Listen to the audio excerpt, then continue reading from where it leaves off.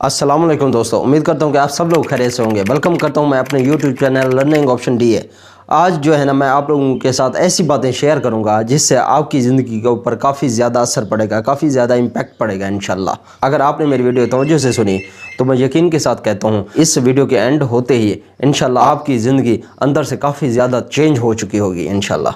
मेरी ये वीडियो चंद मिनट की है, तवज्जो के साथ अगर सुनोगे तो मैं यकीन के साथ कहता हूँ इंशाल्लाह इस वीडियो के एंड होते ही आपकी ज़िंदगी अंदर से काफ़ी चेंज हो चुकी होगी, क्योंकि मैं ऐसी बातें शेयर करने वाला हूँ जो हकीकत है और इंशाल्लाह आपकी ज़िंदगी के ऊपर काफ़ी ज़्यादा इम्पैक्ट पड़ेगा, काफ़ी ज़्यादा असर पड़ेगा इस मेरी वीडियो का।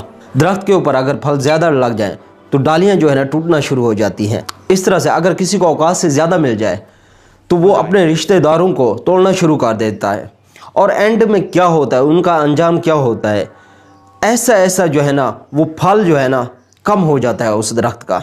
अपने अल्फाज का चुनाव हमेशा सोच समझ कर किया करें, क्योंकि आपके अल्फाज ही आपके ख़ानदान के मिजाज और उसकी तरबियत का पता देते हैं कि आपके ख़ानदान कैसा है। ठीक है जी, आपके ख़ानदान का मिजाज कैसा है, आपके ख़ानदान की तरबियत कैसे है, आपकी बोलचाल ही से आपके ख़ानदान का पता चलता है। बच्चा बड़ा हो के समझ जाता है कि माँ बाप की जो पाबंदियाँ थी वो मेरे लिए बेहतर थी।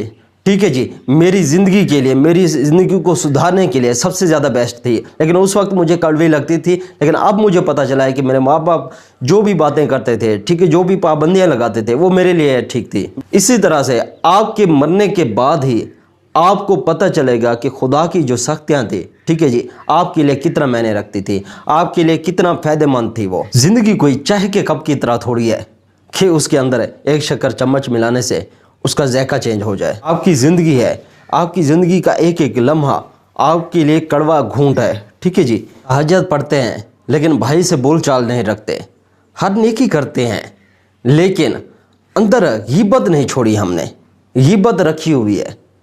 तो भाई मेरे, ऐसी नेकी को जमा करने का क्या फ़ायदा? ऐसी थैली में जमा क्यों करते हो जिसके अंदर छेद हो?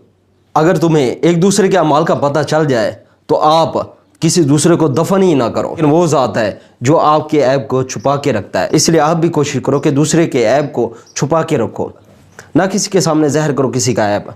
ठीक है, क्योंकि तुम्हारे अंदर भी लाख बुराएं हैं। कुछ लोग सारी सारी रात जन्नत की दुआएं मांगते हैं, लेकिन किसी दूसरे की ज़िंदगी को उसने जहन्नम बना के रखा हुआ है। हम किसी के दिल में झांक नहीं सकते, ये जान नहीं सकते कि कौन हमारे लिए मुखलिस है और कौन हमारे लिए मुखलिस नहीं है, लेकिन वक्त हमें बताता है, उसके रवैये हमें बताते हैं कि वो हमारे साथ मुखलिस है या नहीं है। ज़बान दराज लोगों से डरने का कोई फ़ायदा नहीं है, क्योंकि वो अपने दिल की भड़ास से निकालते हैं।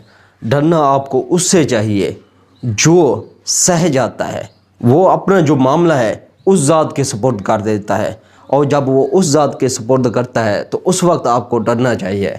ठीक है जी, क्योंकि उस घर में देर है, अंधेर नहीं है।